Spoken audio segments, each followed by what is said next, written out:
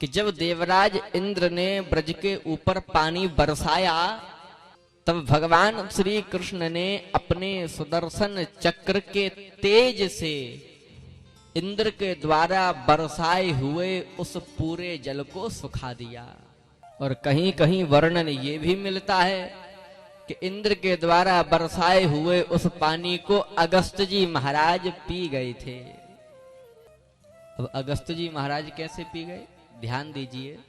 एक बार क्या हुआ कि माता सीता भगवान श्री राम से कहती हैं कि हे स्वामी, हम जब से लंका से आई हैं तब से कई वर्ष बीत गए, परंतु अपने हाथों से बना हुआ भोजन किसी ब्राह्मण को नहीं पवाया है। तो हमारा मन कर रहा है कि आप किसी ब्राह्मण का निमंत्रण कर आइए, लेकिन ध्यान रखना किसी ऐसे पंडित जी का न्योता करके आना जो कि भोजन खूब पाए। ऐसा ना हो कि 2-4 पूड़ी ली, 1-2 बर्फी के पीस लिए और कह दिए बस बस बस अब नहीं लूंगा, अब नहीं लूंगा, मैं शुगर का पेशेंट हूं। इसीलिए ऐसे पंडित जी का न्योता करना जो खूब भोजन पाए। अब तो श्री राम बोले, जानकी चिंता मत करो, ऐसे पंडित जी का न्योता करूंगा कि तुम न्योता करना ही भूल जाओगी। बोलो हर हर महादेव। अब भगवान श्री राम ये सोचने लगे कि जानकी से मैंने इतनी बड़ी बड़ी बातें तो कर दी हैं कि ऐसे पंडित जी का न्योता करूंगा, वैसे पंडित जी का न्योता करूंगा, लेकिन आखिरकार मैं न्योता करूं तो करूं किसका? अब ऐसे पंडित जी को कहां से ढूंढ करके लाऊं जो कि खूब भोजन पाए? तब श्री राम को ध्यान में आया, ओहो, इस कार्य के लिए तो अगस्त जी महाराज सबसे अच्छे रहेंगे। क्यों? क्योंकि अगस्त जी महाराज तो पूरे समुद्र को ही पी गए थे। तो जो अगस्त जी महाराज पूरे समुद्र को ही पी गए तो वो भोजन भी खूब पाएंगे। इसीलिए भगवान श्री राम ने क्या किया, अगस्त जी महाराज का ही निमंत्रण कर दिया। अब तो महाराज प्रातः काल अगस्त जी महाराज निमंत्रण पाने के लिए आ गए अयोध्या नगरी में। मैया जानकी पूर्णिया परोसती जा रही हैं और अगस्त जी महाराज पाते जा रहे हैं। लेकिन ध्यान देना, माता जानकी को कई घंटे बीत गए पूर्णिया ही परोसते परोसते। मिनट नहीं बीती, घंटे बीत गए, लेकिन अगस्त जी महाराज तो रुकने का नाम ही नहीं ले रहे हैं। माता जानकी तो घंटों से पूड़ियां परोसती जा रही हैं। जैसे ही थाली में पूड़ी रखती और मुड़ करके देखती तो देखा क्या कि थाली तो खाली है। पूड़ी कहां गई? अगस्त जी महाराज के पेट में गई। अब तो मैया थक गई। अगस्त जी महाराज से कहने लगी, पंडित जी सब्जी में नमक मिर्च कैसा है?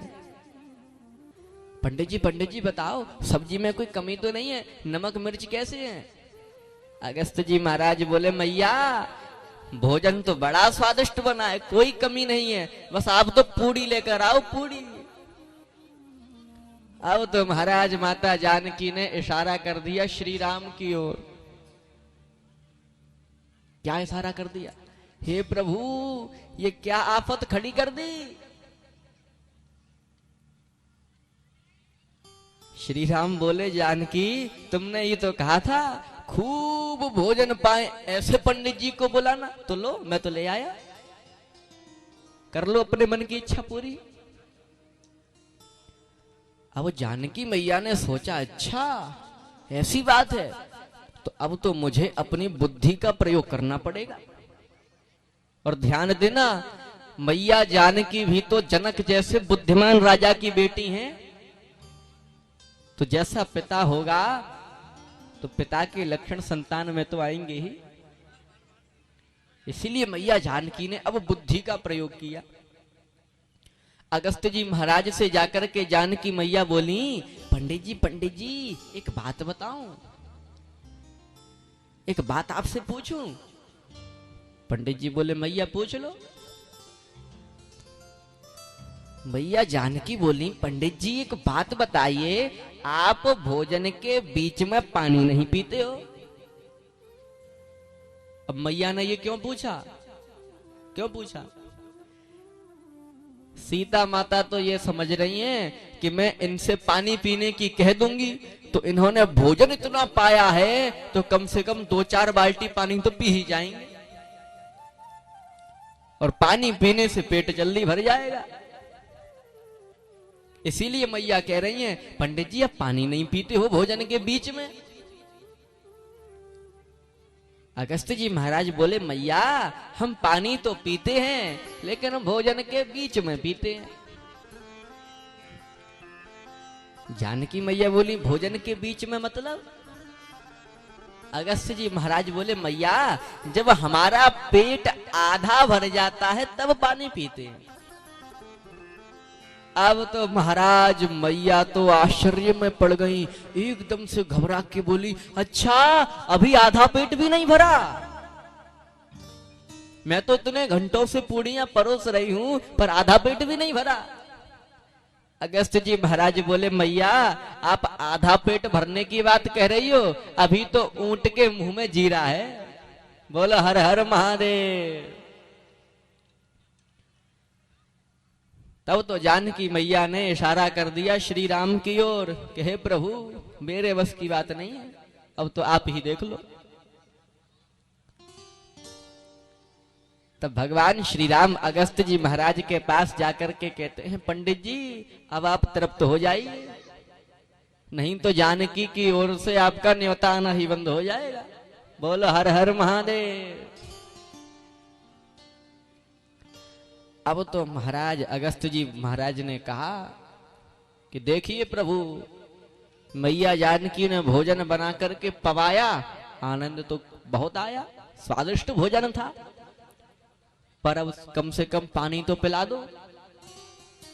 और देखिए भोजन मैया जानकी ने पवाया है तो पानी अब आप पिला दीजिए।